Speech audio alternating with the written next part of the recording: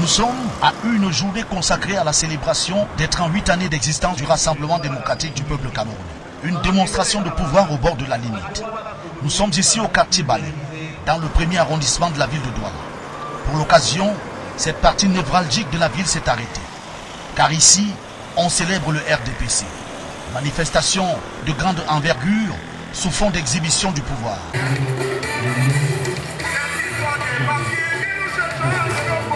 Tout est bloqué ici, rien ne circule. La voie occupée par ces manifestants d'un autre genre qui pour l'occasion bénéficient du précieux sésame, tant recherché par l'opposition camerounaise.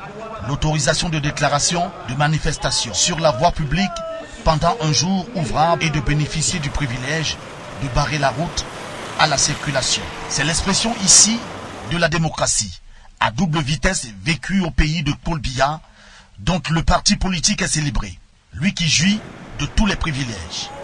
Il faut se rappeler de combien il est difficile pour les partis politiques de se voir délivrer une autorisation de manifestation publique, même si déclaration en a été faite. Les partis politiques de l'opposition, très souvent obligés de tenir meeting très loin du centre-ville pour des endroits en périphérie. C'est le cas du mouvement pour la renaissance du Cameroun. Il y a quelques mois encore, obligé de tenir son meeting dans la périphérie de la ville de Douala.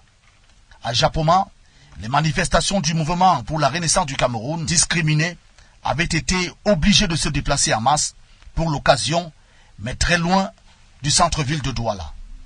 Une discrimination qui frappe désormais et qui fait dire qu'au Cameroun, pour l'opposition, on est encore bien loin de sortir de l'ornière. Et pour le parti au pouvoir, on serait tenté de voir comment celui-ci s'enlise petit à petit mais fortement vers l'accaparement de tous les pouvoirs, privilèges et libertés. Initialement prévu au collège Saint-Michel, le meeting d'installation du bureau régional du mouvement pour la renaissance du Cameroun, littoral, reporté, sera après concertation houleuse avec l'autorité administrative organisée au stade de Japoma.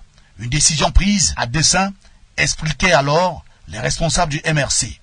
À quelques jours de la manifestation, on se souvient, malgré toutes les conditions réunies pour le parti, afin de tenir son meeting, les autorités avaient de la peine à délivrer un récépissé pour cette manifestation pourtant déclarée.